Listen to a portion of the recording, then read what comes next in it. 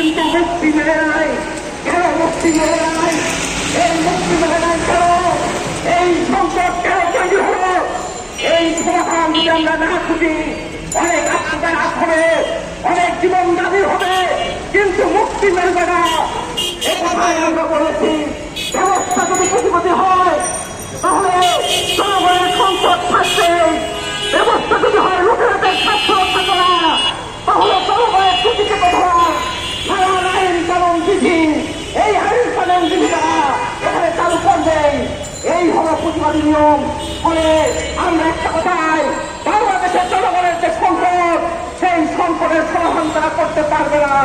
সংকটের জন্য সমাধান যদি করতে হয়, তাহলে এখানকার মানুষের স্বার্থের যে নীতি, বেশিরভাগ জনগণের স্বার্থের যে ব্যবস্থা, যে জন্য মানুষ জীবন দিয়েছিল পরিবারে, ওই ৭১ জীবন দিয়েছিল ২২ পরিবারের বিরুদ্ধে, এখানে জনগণের স্বার্থে রাষ্ট্র পরিচালিত হবে। কিন্তু শেখ মুজিব থেকে শুরু করে, জিয়া থেকে শুরু করে যারাই ক্ষমতা এসেছে, তারা সেই নীতির বিরুদ্ধে রাষ্ট্র পরিচালনা করেছে।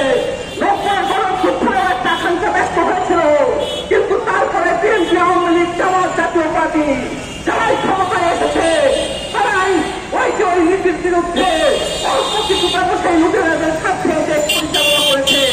এখনো ওই লুটেরাদের স্বার্থের নীতি, সেটাই ততক্ষণই আমরা শুনতে পাচ্ছি।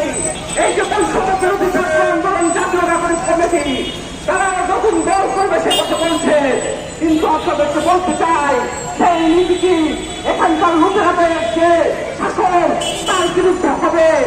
সেই নীতি কি বিশ্ব ব্যাংক, IMF এর প্রেসক্রিপশনে বাংলাদেশের অর্থনীতি পরিচালিত হয়, তার বিরুদ্ধে কি হবে? আমরা দেখছি তার বিরুদ্ধে হবে না। এখনো পর্যন্ত যে বিশ্ব ব্যাংক, IMF, ADB শেখ হাসিনার শাসন আমলে বলেছিল বাংলাদেশের অর্থনীতি একটা মিরাক্কেল অর্থনীতির দিকে ধাবিত হচ্ছে, ওই IMF এর প্রেসক্রিপশনেই বাংলাদেশের শতাধিক পণ্য ভ্যাট আরোপ করা হচ্ছে। তাহলে তার বিরুদ্ধে হবে। সেই সোচ্চার কণ্ঠস্বর যদি না দাঁড়ায়, তাহলে অভ্যুত্থানের আগে প্রকৃত হবে না।